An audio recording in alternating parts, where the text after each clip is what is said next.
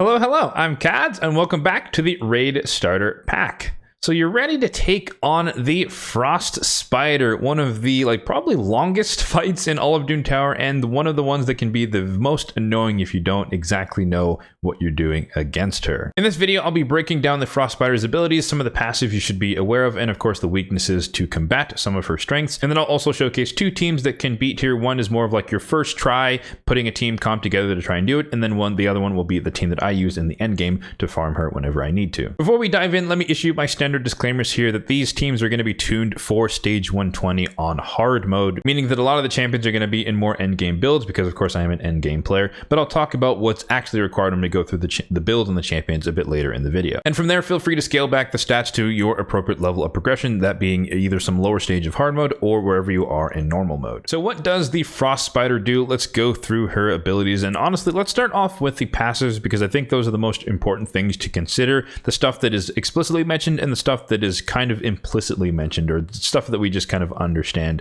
from having been around when the boss, at least for me, having been around when the boss first came out.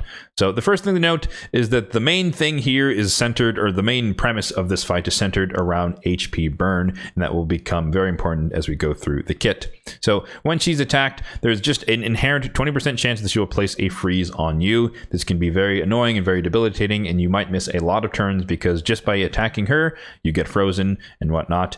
And she increases her own defense and resistance just by not having HP burn on her. Therefore, if you are able to land HP burn, you lower her defense so you can do more damage, and you lower her resistance so you're more likely, or you're more capable of placing your debuffs. And what I mean by that is that normally when you're going into a Doom Tower hard fight, even all the way up to floor 120 on any rotation, typically we would say that you need around 350 accuracy to land your debuffs. But if you come into this fight, stage 120 with 350 accuracy, you're going to get resisted basically the entire time because of the extra resistance here, as you can see on this passive. The other thing to make note of is that if she dies without HP burn on her, she will revive at 50% HP and all of her skills reset, and then she'll bring back her two spiderlings. Along with a lot of spiders in the game, she does have two minions, two minion spiderlings at one time. The one on the left, I believe, is the one that can buff her up and give her increased attack, and the one on the right is the one that can fully cleanse every debuff you have on her. So dealing with the spiders is probably your highest priority, is as fast as possible and as fast as is reasonable, but they are the most annoying things because they will just cleanse off anything you might be able to do. There is an easy way to combat that, but we'll come back to that a little bit later. So now let's dive into her actual abilities. So the most annoying ability that she has in her entire kit is Absolute Zero here, the A3. It's a full buff strip and then attacks your enemies, and this will have a 100 chance to place a freeze. It'll be 50% chance if she happens to be under HP burn, but more importantly, it fills her turn meter by 20% for each freeze placed by this skill. So if she freezes your entire team, she basically gets an extra turn and she goes back into her other abilities. And again, this can be very, very debilitating. If your entire team is frozen, you can just miss a lot of turns and she can kind of snowball and start doing a lot of damage, placing a lot of debuffs, as we will see as we go through her other abilities. So just be aware that this freeze can be extremely debilitating, on top of the fact that whenever you attack her, there's still the inherent 20% chance to freeze yourself. So lots of freezes going on here, and potential for back-to-back turns. So then her A2 here, Katabatic Winds. It's an AoE attack again. It places block buffs and hero reduction, so this could make it really difficult for you to keep your champions alive and place any buffs up. And then it'll also it will instead place decreased speed and decreased attack for anyone that does not have freeze. So block buffs and hero reduction if you're under freeze, decreased speed, decreased attack if you aren't under freeze. So again, decreased speed slows you down, decreased attack might hamper your damage, block buffs prevent you from buffing, and hero reduction prevents you from healing. So no matter what, she's going to do something to you. And again, if you happen to be frozen from the A3, it can be very, very debilitating that you're frozen, you can't heal, you're slowed, your damage is really reduced and whatnot. So again, a very, very debilitating cycle of abilities potential here. And then to add it all, or to make matters worse, the A1 here, Whiteout, she places decreased accuracy because it already wasn't hard enough to land your debuffs, needing 400 something plus accuracy to land your debuffs in the first place. She also places decreased accuracy on the A1, which can make it harder to land your debuffs. Now, before you panic and say, what on earth can you do? Nothing she does cannot be resisted. So if you have enough resistance resistance, then none of this really matters. She's not going to land into the freezes. She's not going to strip any of your buffs, and none of these debuffs really matter. So that is one way to combat it. And if you're worried about landing your debuffs in the first place, then this is where the increased accuracy buff comes into play massively. So you still probably want to have 350-ish accuracy across your champions who have to place any debuffs, that being decreased defense and whatnot to deal more damage, or more importantly, the HP burn debuffs to prevent her from reviving herself. So increased accuracy is super helpful, and HP burn is basically mandatory. There are other ways to get around this passive here where she revives herself. Of course, any champion who can place a block revive can work. That could even be an Armiger with his A2 if he landed at the right time. He can block revive. Fanax is A1, Foley, etc. Any champion with a block revive can also work. Lydia's passive does work, and we'll see that a little bit later with my team. So if all else fails, you don't necessarily have to worry about HP burns. If you can just kill her with a Lydia on your team, she blocks revive, and then that ends the fight. So with all of that in mind, let's take a look at the example of a starter team. We have a bunch of epics across the team, and then we have a Drexthar Blood Twin, who of course you can just get for free from the bazaar. And this is basically having everything we need from the team. We have Ugo is our debuffer here, block buffs and decreased defense. The block buffs is somewhat helpful because every once in a while she might prevent the boss from getting the increased attack. But notably, Ugo also has the heal in her kit, and on top of that, she will always remove with her mini cleanse and the heal. She will always remove heal reduction, which again prevents your team from being healed. So that is very helpful and uniquely suited for this particular fight. We have Scathix in the mix, who's just kind of our high resistance cleanser block debuffs champion. This could be any legendary you have that happen to do that kit, but if you don't have one, then Scathix can work. Obviously, he's a void epic, so he might be harder to get, but nonetheless, he's just a representative of your healer cleanser type champion. In this case, we're not rocking a reviver, which can be dangerous, but we're somewhat protected because Scathix provides a shield, and then the next champion we'll talk about also provides a shield, that being Claude Beastfeeder. And Claude Beastfeeder is our increased speed champion, so he helps us try and stay ahead of the Frost Spider, but more importantly, he's our increased accuracy champion. So he allows us to be able to regularly or consistently place the HP burn when we need to. And that of course brings us to our two HP burn champions. For a little bit of redundancy, we have Drexthar Blood Twin, who of course can place it on his A1 triple hitter, but also he can place it on his passive whenever he is hit.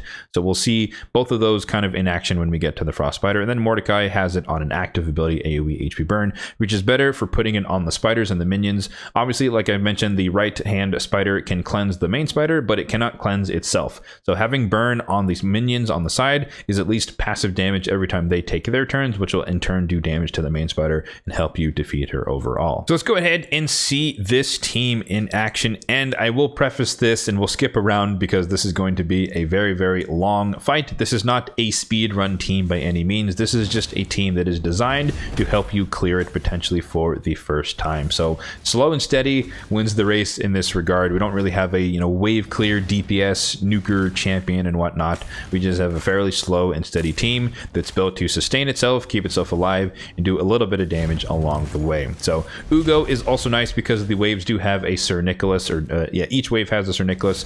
So even if he gets a couple of turns here and there, you don't have to worry about the unkillable.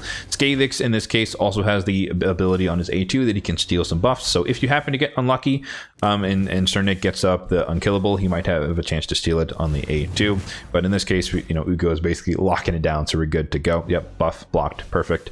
But yeah, slow and steady wins the race, and we should be able to get through this. I'll jump ahead to the Frost Spider because wave 2 is basically a rinse and repeat of this, and Tormund obviously revives himself, so it just slows down the fight immensely. All right, so here we are coming to the end of wave 2, almost or over 3 minutes in. Like I said, this is not a speed run by any means, but this nonetheless will get you through the stage. So yeah, just over 3.5 minutes, and we finally are on to the boss stage. So now this is where things start to work a little bit harder. Now, despite what I said, you might notice there that Ugo was able to land her Evil Eye on the A1. That just happens to be because Ugo has a ridiculous amount of accuracy, much more than is needed for this particular fight. But there you go. You can see kind of the combination there that we spoke about, where the boss took basically a back-to-back turn. She froze 3 of people on our team. We lost our turn, and then she kind of laid the smack down there, put a bunch of debuffs on us. And there you go, there's the A1 there with decreased accuracy, and as you can see already, just like that, she's already ready to come back around and strip our buffs again on the A3. So again, she can be extremely debilitating in terms of just cycling through her abilities really quickly and just taking down your controlling your team. But now we can kind of see the effects of it here. We should be able to... Oh, okay, Drexar's passive didn't work there. But we have increased accuracy on our team now. And so, there we go. Drexar can now place it. And you'll notice, or you may have noticed already, that without that buff, we just get resisted a bunch. That was a 3%, unfortunately, on the minion there. But we get resisted a bunch of the time on trying to place debuffs against the spider. And so it's pretty much never going to land unless you have increased accuracy, or you just happen to have, 500 accuracy across your HP burn champions, which, again, is possible, if you're in the end game, but that might be more unreasonable if you're kind of just starting off or trying to beat this for the first time. And there you go. There's the cleanse from the minion on the right. And then, like I said, this one is the one that usually puts up increased attack. Another thing to note is that the minion on the right, I believe, has a passive where it will actively steal anything that reduces the, or allows you to do more damage to the boss. So decreased defense, you'll note it doesn't get placed on the boss, as well as weaken won't get placed. It gets stolen by the minions. And so until they are dead, you are not really allowed to place those debuffs, so to speak.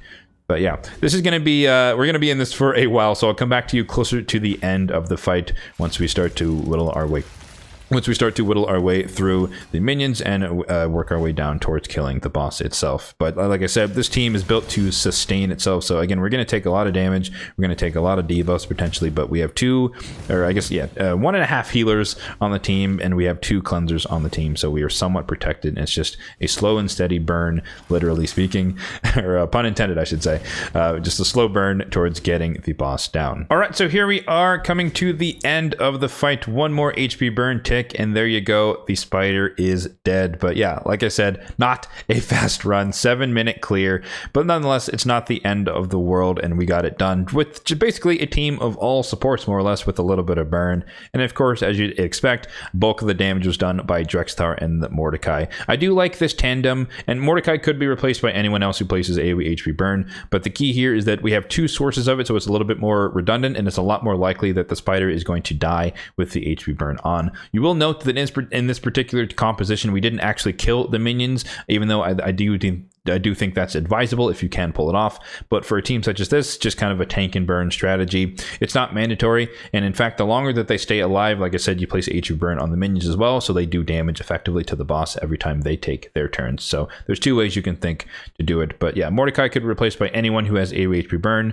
and Drexar is really good for this one, just because as long as you have the increased accuracy buff on whenever the spider attacks you, then you have a chance to place the burn with his passive, which is a lot more reliable than waiting for your champions to actively place it themselves, especially if they're spending a lot of the fight frozen, as we saw a little bit of. So now let's take a look at the team that I use here in the end game, and this is the team, of course, that is getting me this about 2-minute time clear. But we have Theodore in the mix, who's going to be one of our HP burn activators. We have Artak in the mix, who's going to be another one of our HP burn activators and placers potentially. We have Gizmak in the team, who I'm fortunate enough to have, who's going to be our primary HP burn placing champion because it cannot be resisted, so he's uniquely suited for this case. Very strong. Same thing with like Ignatius, as well as Walking Tomb Drang. Irresistible AoE HP burn is really strong because, of course, it cannot be resisted. Therefore, you don't have to worry at all about the accuracy requirements on those types of champions. And then, as we mentioned, of course, we have Lydia in there. So just in case between Artak and Gizmak we don't have HP burn when the spider dies, the revive will be blocked by Lydia's passive. So that's a GG win condition. And then for the extra DPS enemy max HP hitter, we're bringing in Wallmaster Atharion, who can just do a little bit of damage every once in a while. But he also has enough resistance himself. I guess everyone has resistance. I'll mention that at the start. But everyone has enough resistance to not get frozen or buff stripped or anything like that, outside of the random 3% here and there. But we have a full team that has high resistance and enough accuracy to do what they do. So, and on top of the enemy max HP, on top of the burns. So let's go ahead and see this team in action as well. It should be a lot faster. And I will mention that it does help that Lydia can also block the revive of the Torments for the waves. So in this case, I'm using Gizmak as kind of a wave DPS whilst we burn through the wave. So really quick, much quicker than the starter team here. But the point being that we are trying to, kill the bosses or kill the waves as quickly as possible to get back to the boss. So yeah, we are free to use our abilities nonstop here. Doesn't really matter. But yeah, Gizmak, super powerful for anyone who didn't know, but definitely a really strong wave clear, particularly if you have him set up with either his own HP burns or HP burns from someone else in this case Artak. They're kind of doing dual duty. But yeah, just under a minute or so to get the waves cleared with this particular team. And then once we come back here, then we switch things around and we turn Gizmek back into form 1. So we can start it off with the irresistible HP burn and start it off by activating there. And then we're activating with Artak. And then eventually we'll cycle back around to activate with Theodore as well. So lots of HP burn placing, lots of HP burn activation, and we're taking advantage of the fact that the minions are going to stay alive here. That's kind of the main purpose of this particular team, on top of the enemy max HP aspect of it as well. One other thing to mention that I pointed out earlier in the starter team run is that, as you can see there, again, the Spider is immune to decreased defense and weaken, so that's just not really a thing that you can do on her. You can place other debuffs, but decreased defense and weaken cannot be placed until the right side minion there is dead. So just like that, now it is dead, and all we need to do at this point, ideally, there we go, is place the burn with the passive from Gizmek, and unfortunately, Spider took a turn, so it wore off, but it's fine. No matter what here, like I said, we have Lydia as the failsafe win condition, such that in the absolute worst RNG case, it doesn't matter. She will not be able to revive just because her passive will be blocked by the Lydia taking or doing her thing. So I think Brimstone's going to get the kill here, and she happened to die under HP burn anyways. But yeah, speedrun. Hey, we even got even faster time than before. So sub 2 minutes, definitely a luxury team for sure, but just an example of a way that you can kind of speed farm it with some sort of champion. Again, Gizmek is a luxury in my case, but Walking Tomb Dragon can do the same thing. Irresistible AoE HP burn. Ignatius can also do the same thing.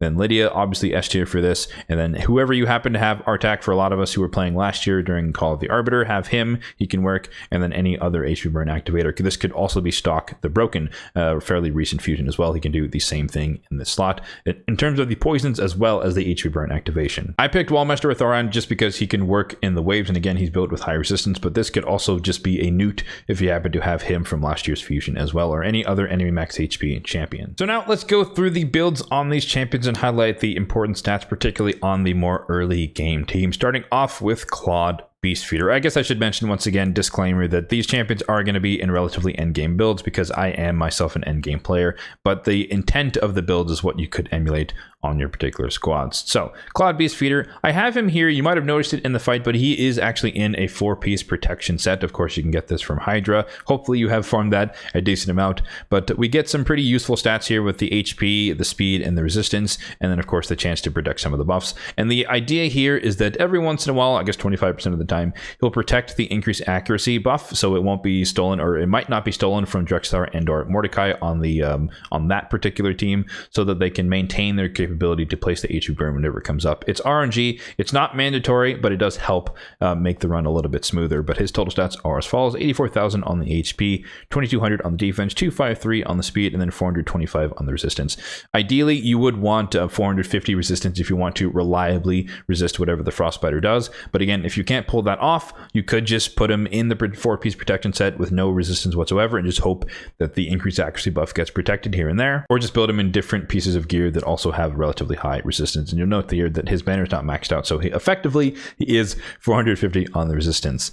Next up, we have Skathix, who I rebuilt for the purpose of this fight, also in a 4-piece protection set for the same exact idea, so that he can potentially protect his block debuffs that he places, and or the shield, I guess, is helpful as well to reduce mitigate damage. But protecting the block debuffs means that even if she tries to buff strip, she can strip everything else off, but that stays on, therefore we won't get frozen, therefore we get more turns overall on average. So same logic as Claude, but just more protecting the team by keeping their debuffs on. But total stats here: 71,000 on the HP, 2,700 on the defense, 240 on the speed, 437 on the resistance, and 250 on the accuracy. Again, the accuracy nowhere near enough to land to do anything against the boss. You could try and go like super high resistance, super high accuracy, so that he can steal the increased attack buff every once in a while if it happens to land, but I opted to just make him resistance himself, and so he can maintain his turns and keep cleansing for the team. And once again, his gear is not maxed out, but ideally he should be 450 resistance effectively with all the gear maxed out if I so chose. In terms of the masteries, actually that means I forgot to go or I forgot to mention for Claude. That's why he doesn't have any masteries. I don't actively use him,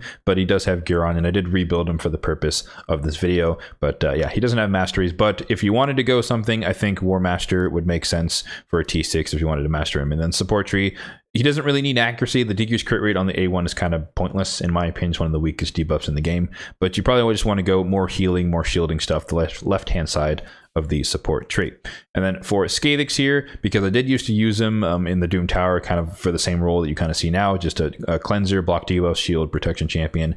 We have the defense tree, where we're picking up a lot of the tankiness stuff, ultimately ending on Unshakable to boost his or maximize his resistance so that he's just immune to whatever the enemies might do.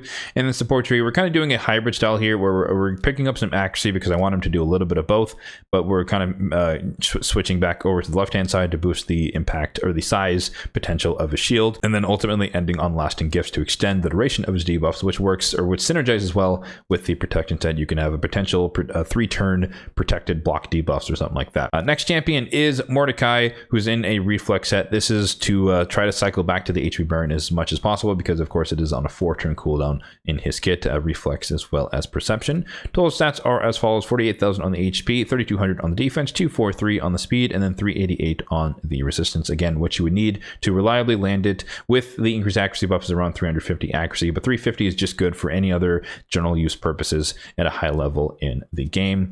And then in terms of the masteries here, pretty standard debuffer stuff. Left hand side of the offense tree, coming all the way down to end on War Master. Support tree, starting on the right hand side, we're banking over to Cycle of Magic to kind of, again, indexing the fact that he has a 4-turn cooldown on the burn, trying to reduce it a little bit more. Lore Steel for the stats, and then Master Hexer to extend the duration potentially of the HP burn. For the blessings on these champions, I guess I forgot the other two, but it's not that important. I just went with Chainbreaker just because he has a chance to remove the freeze from himself. He's not built with resistance, as you saw, so every once in a while he can unfreeze himself and maintain what he's trying to do here.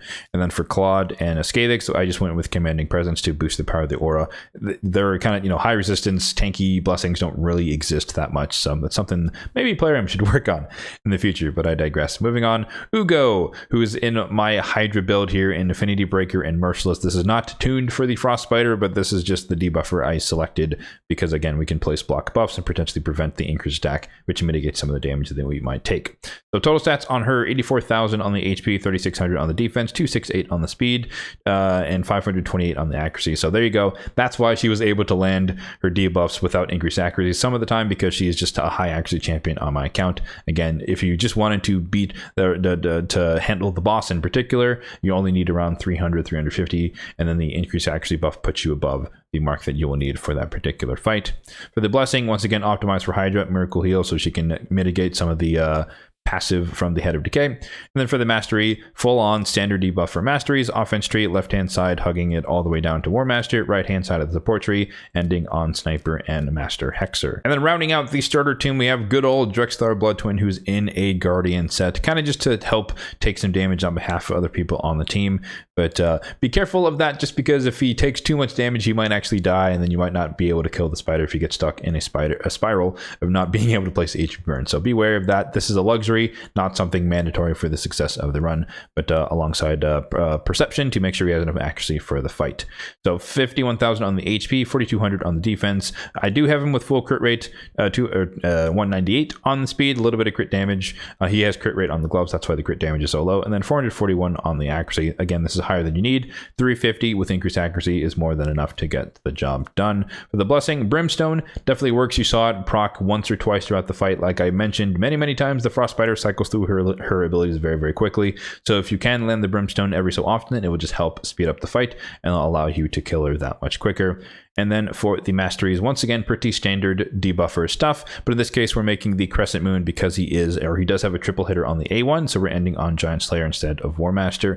And then for the support tree, we are staying on the right-hand side, coming down to Master Hexer, to Sniper. You could come down to Master Hexer as well, but I find that in most cases, he gets attacked so much that he just resets the duration of the 2-turn burn.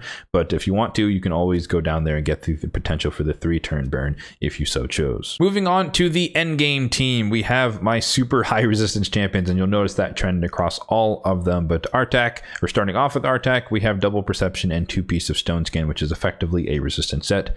Total stats are as follows: 85,000 on the HP, 3k on the defense, 240 on the speed, 462 on the resistance, and 382 on the accuracy. This is optimized for hard mode Ice Golem, so that is the intent of these high numbers, but he also does dual duty as wherever I need him in the Doom Tower, in this case against the Frost Spider. And then when it comes to the blessing here, I went with Soul Reap.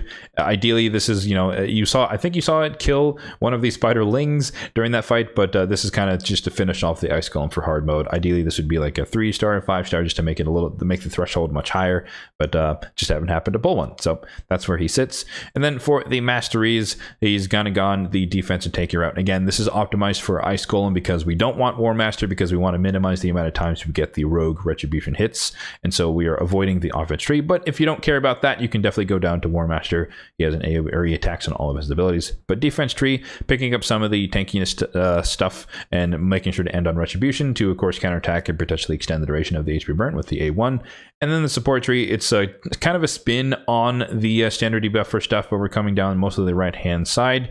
We're picking up Sniper, Master Hexer, but we're ending on Oppressor as the T6. So the more debuffs he has out there, i.e. HP burn and or the decrease attack, the faster his turn meter is going to fill. So that is what this does. So he just helps him cycle through more turns more often, so he can maintain his debuffs on our enemies. Next up, we have Lydia the Death Siren, the ultimate reward from normal mode Faction Wars, and we have her built in double perception and resistance. This used to be a clan boss build, Demon Lord clan boss build, but I have since reworked that team, and so now she is re-optimized for Chimera. So that is why her stats are as crazy as you'll see here shortly. But 70,000 on the HP, 3,500 on the defense, 269 on the speed, 477 on the resistance, and then 512 on the accuracy. So the resistance is, as we saw, high enough, 450 plus, so that we can resist stuff for any bosses in the Doom Tower, because I do use her in against a couple of the Doom Tower bosses.